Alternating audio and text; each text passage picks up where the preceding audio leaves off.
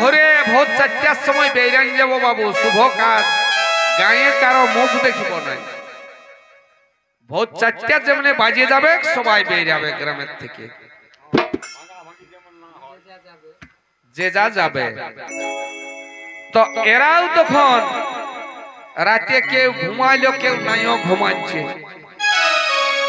ঘুমাই গেলে যাওয়া হবে কোনো নাই, জাগিয়ে আছে রাজা ঘরের পাত্র দেখা। ভোর 4টার সময় বেরিয়ে চলে যাচ্ছে। আর এরা কি বলছে?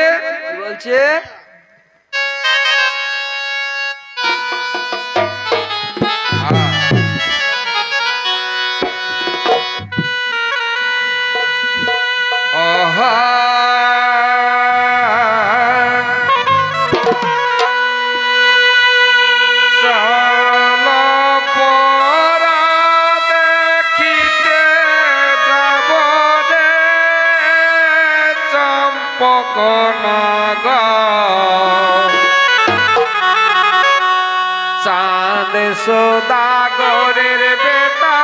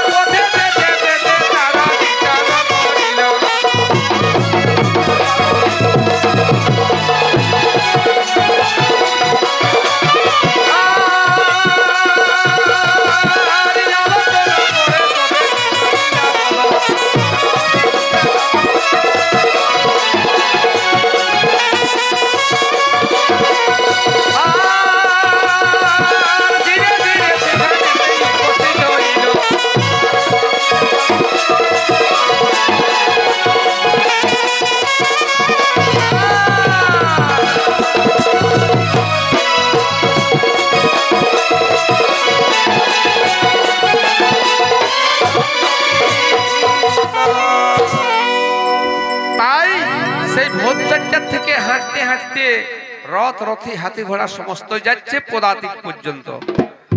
মানে কেউ যাচ্ছে রথের উপরে, কেউ যাচ্ছে হস্তির উপরে, কেউ যাচ্ছে ঘোড়ার পিঠে, কেউ আবার যাচ্ছে চলে।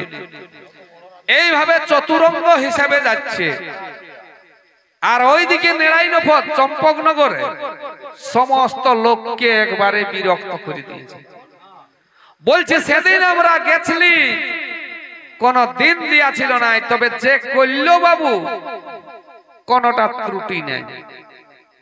আর আজ তো দিন দিয়া বটে, আজ যেমন কোনটার ভুল চুক হয় নাই।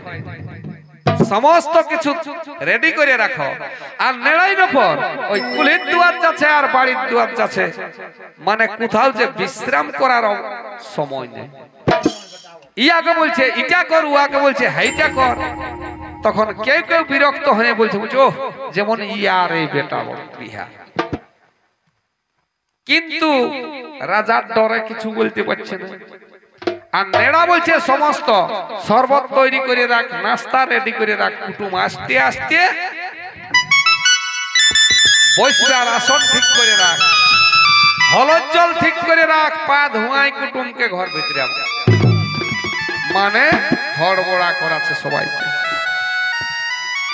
এমন সময় যখন কুলহির দুয়ার দিকে কুলহি দিকে নেড়া আসিয়েছে, দেখছে কুলহি মুড়া দিকে দু একটা কুটুম দেখাচ্ছে। তখন নেড়া সবাইকে বলছে হলচলটা বাইর করে আন দুয়ারে রাখ কুটুম এসে পৌঁছে গেল তো এই সব মহজুদ করতে করতে কুটুম এসে পৌঁছে গেল দুয়ারে দুয়ারে যখন পৌঁছে গেল তখন সেই কুটুমকে পা ধুয়াই আর নেড়াই নফর কণ্ঠিনে বসবে সেই দিকে নিয়ে যাচ্ছে তো তাই কি বলে ও কুটুম পৌঁছিল গো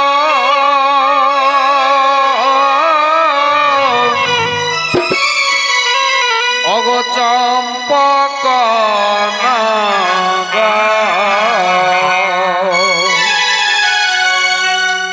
নেড়াই নফর নিয়ে গেল মহলা ভিতর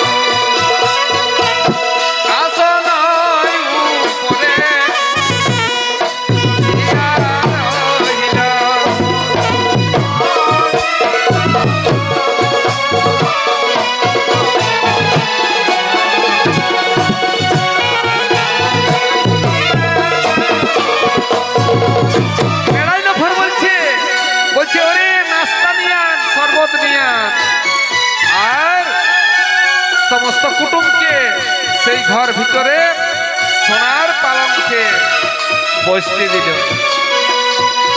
সেই পালঙ্কে কুটুম বসে বিশ্রাম করছে নেড়াই নফর সবাইকে নাস্তা দিল শরবত দিল জল দিল যখন সবকিছু হয়ে গেছে তখন নেড়া মনে মনে চিন্তা করছে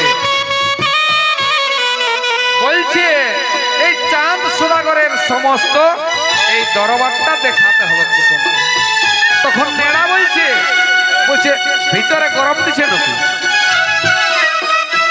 বলছে একটু লাগছে তো বলছে আসুন আসুন আসুন বাইরে আসুন তখন একটা দুটো করে কুটুম বাহির থেকে বেরিয়ে এলো এই করতে করতে সবাই বেরিয়ে এলো তখন আজ নেড়াই নফর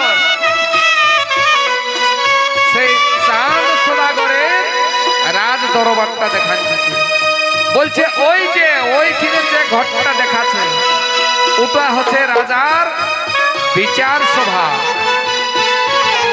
আর এই ধারে যে উচ্চ ঘটটা দেখাচ্ছে সেইটা হচ্ছে সমস্ত লোক যারা অপরাধী তাদের দণ্ড মানে ওটা কারাগার আর ওইদিকে যে দুটো উঁচু উঁচু ঘর দেখা যাচ্ছে না সেইগুলা হচ্ছে ওইটা রাজার হাতিশালা আর ওইটা ঘোড়া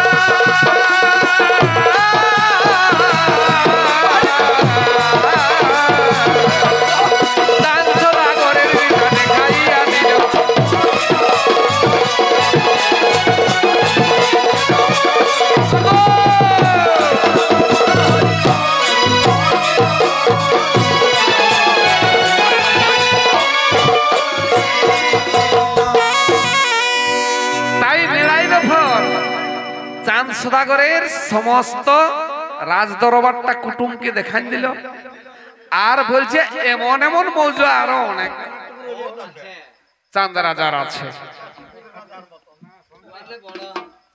তখন কুটুম গিলা নিজে নিজে গল্প করছে, বলছে বাবু এমন পাত্র ছাড়িয়ে দিয়া হবে না, যা দাবি বলবে। তো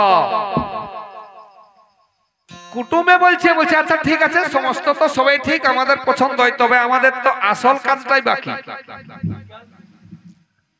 আসল কাজ বলতে কোনটা? আমরা তো আসিছি পাত্র দেখতে, তো পাত্র দেখাটা তো এখন হয়েই নেই, আমাদের খাওয়া দাওয়া বিভিন্ন রকম নাস্তা পানি হইল, তো এখন আমরা আসল কাজটা করব।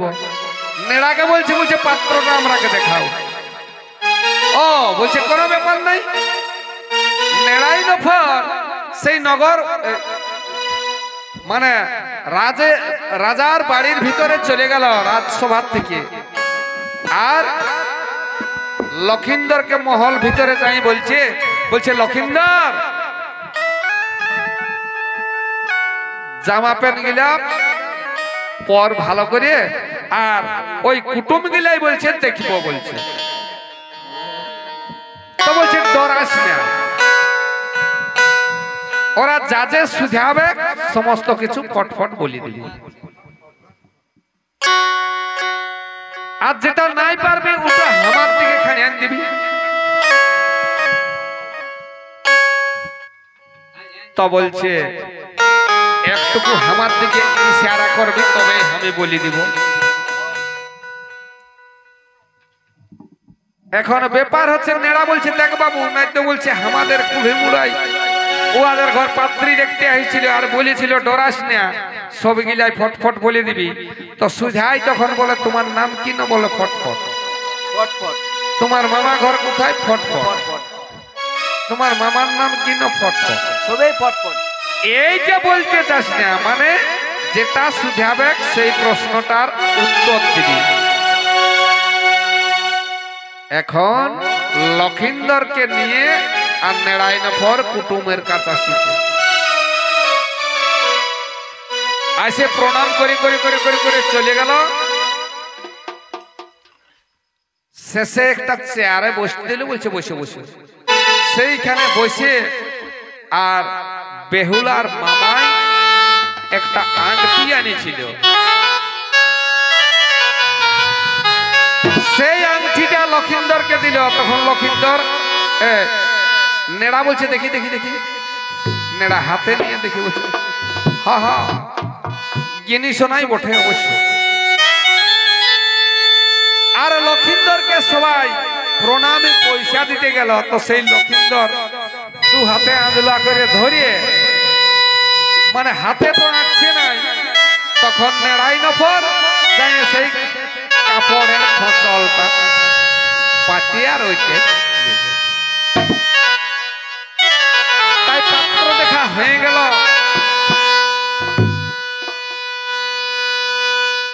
শাহরাজা বলছে তাহলে বিহার দিনটা ঠিক করা হোক, আমাদের সবাই পছন্দ। তো চাঁদ সদাগর বলছে বাবু আমি বেশি দেরি করব না, একটুকু পাঁজিটা দেখো কোন কোন দিন গিলা মানে লগ্ন দিন আছে। তখন সেই সময় পণ্ডিত পাঁজি দেখলো, পাঁজি দেখে বলছে একটা 16 দিনের দিন আছে আর একটা 25 দিন। চাঁদ সদাগর বলছে আমি ওই 16 তারিখটাই করব। তখন সেই 16 তারিখটাই বিহার দিনটা ঠিক করা হলো। কুটুম বিদায় হয়ে চলে গেল, আর সবাই সেই বিহা ঘরের জন্য প্রস্তুত হতে লাগলো।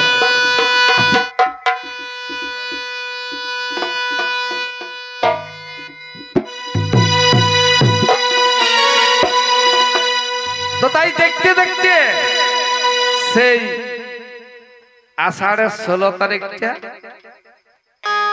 আসে পৌঁছে গেল, মানে বিহার দিনটা। সমস্ত কিছু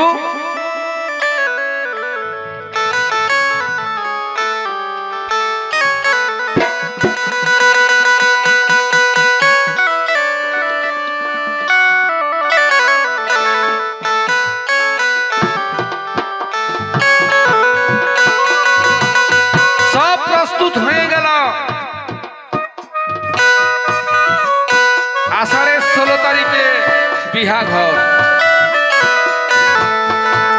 নেড়াই নফর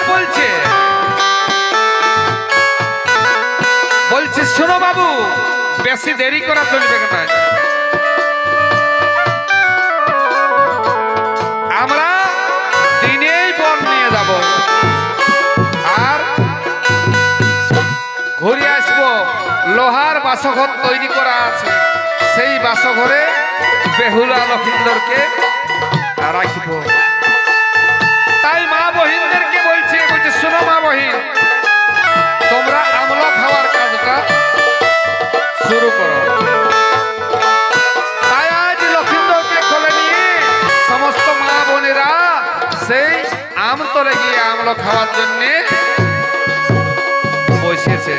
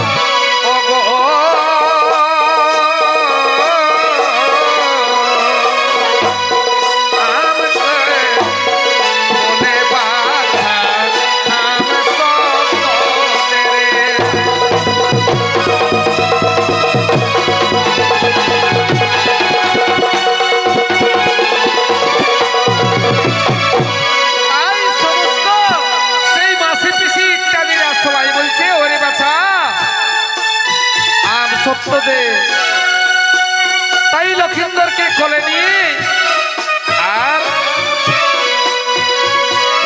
আমতলে আমলা খাওয়ার জন্য বসেছি। তাই আমি বিহাঘর তো প্রত্যেকেরই হয়, একটু জিজ্ঞাসা করছি যে এই আমলা খাওয়ার সময় সর্বপ্রথম কে আমলা খায়?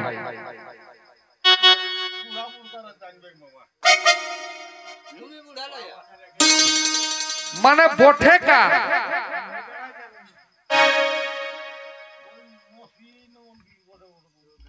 সবার শেষে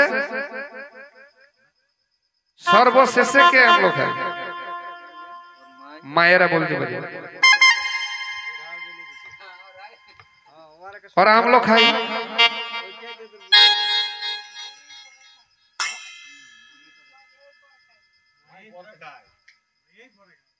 আর আগে অত বললে হবে? আমলো খাই তো পিসি মাসির আই।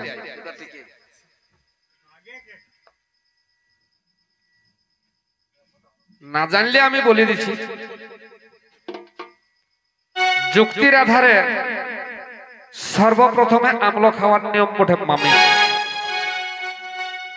মামি মামা ঘরের না খালে মামা ঘরের না পড়িয়ে বিহাটা হবে না। ও আর বাপের টাকা নিতে পারে বরের বাপে, কিন্তু বরের ওই ধুতি জামা উঠোয়া আর দিয়ার হিম্মত নাই। উঠোয়া মামা ঘরেরটাই নাকি? হ্যাঁ কিয়া, আর মামা ঘরের খাইয়েই যেতে হবে। তাই মামি সর্বপ্রথম আমলো খাওয়ার ক্যান্ডিডেট। আর সভায় যে সভাপতি থাকে, সেই সভাপতি যদি বক্তৃতা দেয় কোন মিটিং স্থলে, তাহলে তারপরে আর কারো বক্তৃতা দেওয়ার অধিকার থাকে না। তাই সেই বিহা ঘরের সভাপতিটা হইল মা। এই মাই সবার শেষে আমলো খায়। এই মা যদি আমলো খাইছে, তাহলে তারপরে আর কারো আমলো খাওয়া যায় নাই। তাই মামি হইল সর্বপ্রথম আমলো খাওয়া, আর মা হইল সবার শেষে। তাই লক্ষিন্দরকে কোলে নিয়ে মা, মাসি, কাকি, জেঠিরা আমলো খাচ্ছে। নেড়া বলছে হইল না, আমরা বাবু দিনেই বন নিয়ে যাব। আর লক্ষিন্দরের বিধিলিপি আছে, বিবাহের রাত্রে সর্পদংশন। তো আমরা ঘুরিয়ে আসি, আর লক্ষিন্দরকে রাখার জন্য লোহার বাসঘর তৈরি করেছি। সেই লোহার বাসঘরে লক্ষিন্দরকে রাখি। আজকে রাত্রে কিন্তু অশুভ। সবাই বলছে হ্যাঁ হ্যাঁ আমাদের হইলই আমলো খাওয়াটা, তবে বরের মায়ে আসে নাই এখনো। নেড়া বলছে বাবা এখনো আসে নাই। আমরা যত চাঁড় করছি না তত ইয়ারা আরো বলছে আমি ডাকতে যাচ্ছি। যাইয়ে দেখছে মহল ভিতরে রানী কাঁদছে। মহল ভিতরে রানী বসে বসে কাঁদছে। নেড়া বলছে রানীমা, আজ বেটার বিহা। বেটার বিহার দিনে কত ফুর্তি, কোন আনন্দ, আর তুমি একাই বসে আর কাঁদছো। এত কুটুমজন আসিছে, এত মা বহিনীরা আসিছে, তাদের সঙ্গে তো একটু ফুর্তি করা দরকার বটে না, বেটার বিহা। বলছে ওরে নেড়া তুই কি বুঝবি রে, আজই আমার বেটা বলার